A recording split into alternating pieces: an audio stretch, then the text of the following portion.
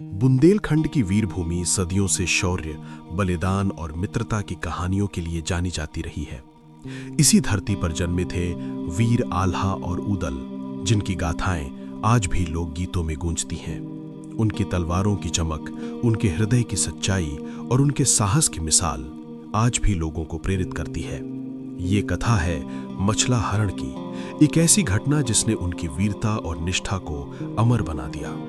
प्रस्तावना: महोबा की धरती। महोबा नगरी उस समय चंदेल राजा परमाल देव के अधीन थी। ये नगर समृद्ध, सुंदर और वीरों का गढ़ था।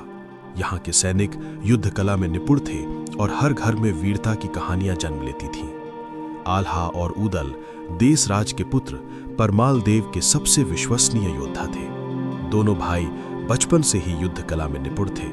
आल्हा गंभीर और रणनीतिक था, जबकि ऊदल तेज, उत्साही और निर्भीक। उनकी मां देवी देवला ने उन्हें बचपन से ही सिखाया था कि वीर वही है जो धर्म और सत्य के लिए लड़े, न कि केवल जीत के लिए। महोबा से दूर कन्नौज के पास एक शक्तिशाली राजा था, ज्वाला सिंह।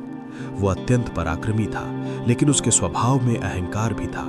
उसकी सेना विशाल थी और उसके पास कई दुर्लभ खजाने थे। इन खजानों में सबसे अनमोल था मछला रानी, एक अनुपम सुंदरी जो अपनी बुद्धिमत्ता और सौंदर्य के लिए प्रसिद्ध थी। कहा जाता था कि उसकी सुंदरता चंद्रमा को भी मात देती थी और उसकी बुद्धि बड़े बड़े राजाओं को परास्त कर देती थी। ज्वाला सिंह उसे अपने महल में रखता था, जैसे कोई अनमोल रत्न हो। एक दिन महोबा के दरबार में एक दूत आया। वो कन्नौज से आया था। उसने राजा परमाल देव के सामने संदेश पढ़ा।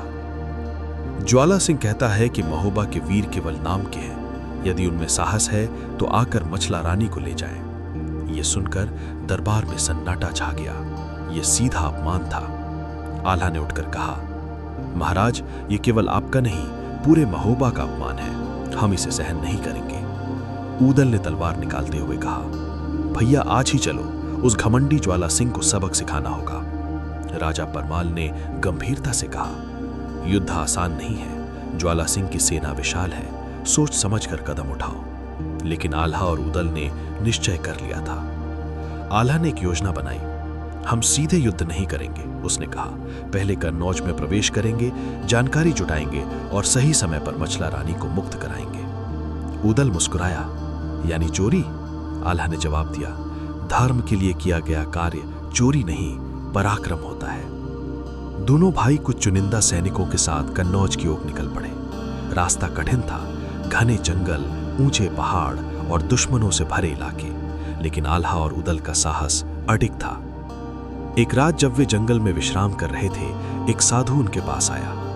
उसने कहा, तुम दोनों महान कार्य के लिए जा रहे हो, लेकिन सावधान रहना, ज्वाला सिंह केवल बल से नहीं, छल से भी लड़ता है।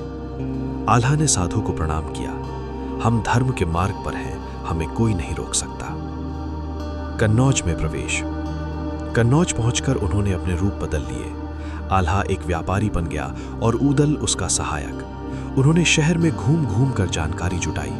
पता चला कि मछला रानी को महल के सबसे सुरक्षित हिस्से में रखा गया है, जहां 24 घंटे पहरा रहता है। मछला रानी से पहली मुलाकात। एक दिन आल्हा ने महल में प्रवेश करने का उपाय ढूंढ लिया। उसने दुर्लभ वस्तुएं बेचने के बहाने महल में प्रवेश किया। वहां उसकी मुलाकात मछला रानी से हुई। मछला रानी ने उसे ध्यान से देखा और कहा, तुम व्यापारी नहीं हो, तुम्हारी आंखों में वीरता है। आल्हा ने धीरे से कहा, मैं महोबा का योद्धा हूं, तुम्हें मुक्त कराने आया हूं। मछला रानी मुस्कुराई, तो देर मत करो, ज्वाला सिंह तुम्हें जीवित नहीं छोड़ेगा।